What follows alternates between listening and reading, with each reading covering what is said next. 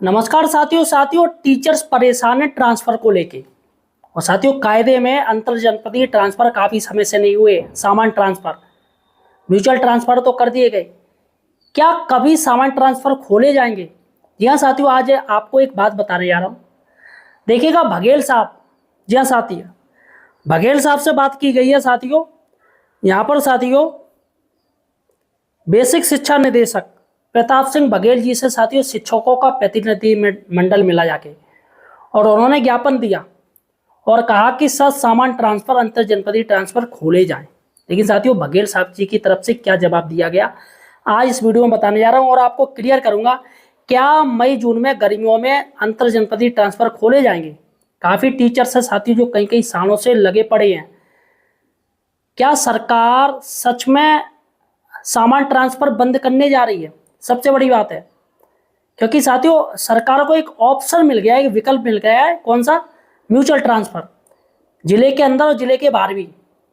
Mutual में क्या है, एक जा रहा है एक आ रहा है, तो इससे छात्र संख्या, इससे टीचर संख्या पे कोई अंतर नहीं आता है उस जिले में, ना कम होगी ना बढ़ेगी, वही रहेगी।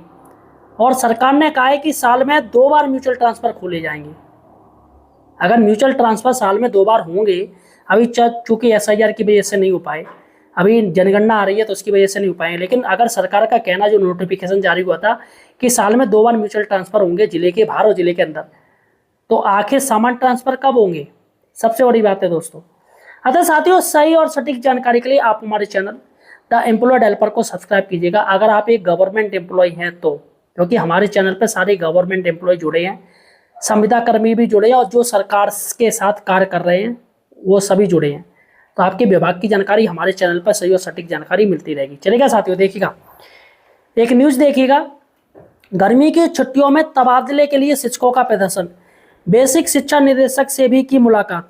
तो यहाँ पर देखिएगा दोस्तों, प्रदेश के परिषदीय विद्यालयों में तैनात शिक्षकों ने गर्मी की छुट्टियों के ट्रांसफर के लिए बेसिक शिक्षा निदेशालय के सामने सोमवार को धरना प्रदर्शन किया।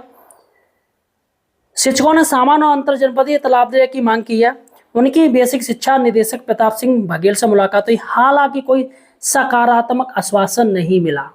अब जब भैया सकारात्मक आश्वासन ही नहीं मिला तो इसलिए साथियों की ट्रांसफर की, सामान ट्रांसफर की कोई प्रक्रिया गतिमान नहीं होगी मई जून में, और ना ही सरकार इस बारे में कोई सोच रही है। थोड़ा बहुत तो अगर पॉजिटिव व्यू मिल जाता बघेल साहब का तो साथियों एक उम्मीद बन जाती कि हाँ चलो देखते हैं या होगा, लेकिन यहाँ पर साथियों आश्वासन नहीं मिला है।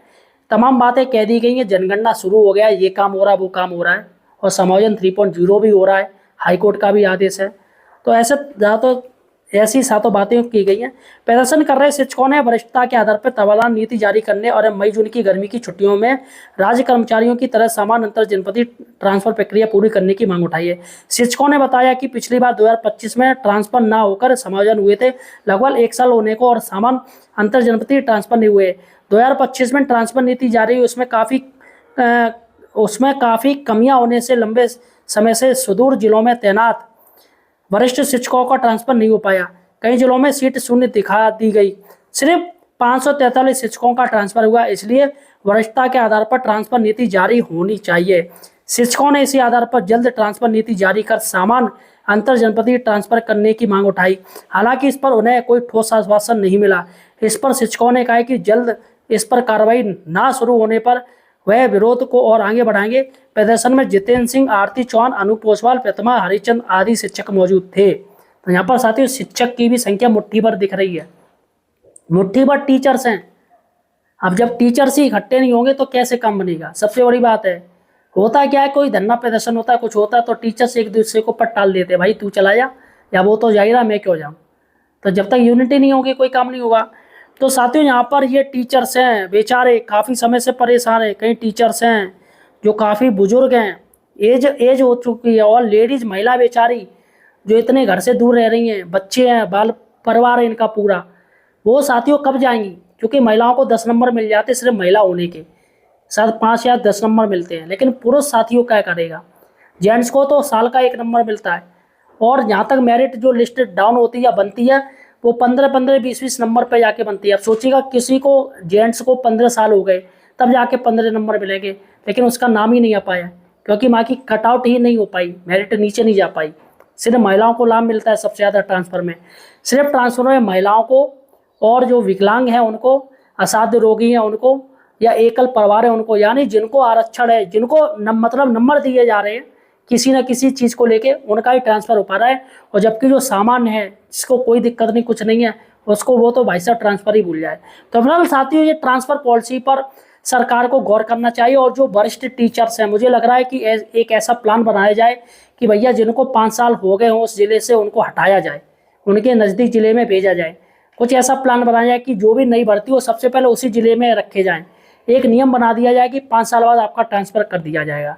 तो फिलहाल साथियों, ये तो नहीं कि भैया कि सिर्फ इसी टीचर के दम पे पूरा जिला चलेगा, कि वो भैया जाएगा ही नहीं, सारा दामोदर उसी के कंधों के ऊपर डाल दिया है, जो कि गलत है। तो फिलहाल साथियों, आपका क्या कहना है? आपको कितने साल हो गए आपको अपने ज़िले में? मुझे कमेंट सेक्शन में बताइएगा। और आपको क्या लग रहा है कि ट्रांसफ़र पॉलिसी किस तरीके से बननी चाहिए, किसको पहले मौका मिलना चाहिए, ये भी मुझे कमेंट सेक्शन में बताइएगा। और चैनल को सपोर्ट कीजिएगा, सब्सक्राइब कीजिएगा।